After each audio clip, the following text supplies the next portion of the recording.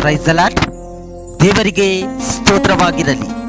ಈ ದಿನದ ದೇವರ ವಾಗ್ದಾನವು ವಿಮೋಚನೆಯ ಕಾಂಡ 33ನೆಯ ಅಧ್ಯಾಯ 17ನೆಯ ವಚನದಲ್ಲಿ, ನಿನಗೆ ನನ್ನ ಅನುಗ್ರಹ ದೊರಕಿದ್ದರಿಂದಲೂ ನಾನು ನಿನ್ನ ಹೆಸರನ್ನು ಗೊತ್ತು ಮಾಡಿಕೊಂಡಿದ್ದರಿಂದಲೂ ನಿನಗೋಸ್ಕರ ಈ ಕಾರ್ಯವನ್ನು ಮಾಡುವೆನು.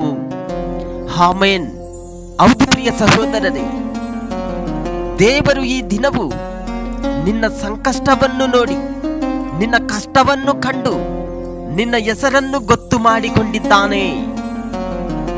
ಆಮೆನ್. ನನ್ನ ದಯೆಯೂ ಅನುಗ್ರಹವು ನಿನ್ನ ಮೇಲೆ ಬರುವುದು ಎಂದು ವಾಗ್ದಾನ ಮಾಡಿದ್ದಾನೆ. ಧೈರ್ಯವಾಗಿರ್ರಿ, ಏಕೆಂದರೆ ಯೆಹೋವನು ತನ್ನ ಸಂಕಲ್ಪವನ್ನು ಸಿದ್ಧಗೆ ತಂದು ತಾನು ಪುನರುತ್ಥಾನ ಕಾಲದಲ್ಲಿ ನುಡಿದ ಮಾತನ್ನು ಈಡೇರಿಸುವವನಾಗಿದ್ದಾನೆ.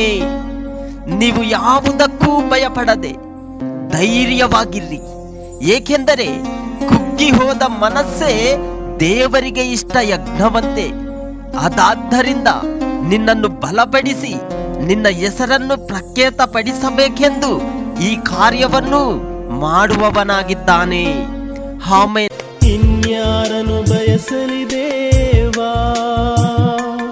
ಈ ಲೋಕಯಾತ್ರೆಯಲ್ಲಿ, ಇನ್ಯಾರನ್ನು ಬಯಸಲಿ ದೇವಾ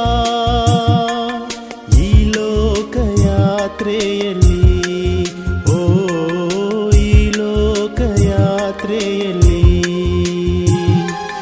ನಂದೇವರೇ ನನ್ನೇಸುವೆ, ಇಹಲೋಕದಲ್ಲಿ ನನಗೆ ನೀನಪ್ಪ.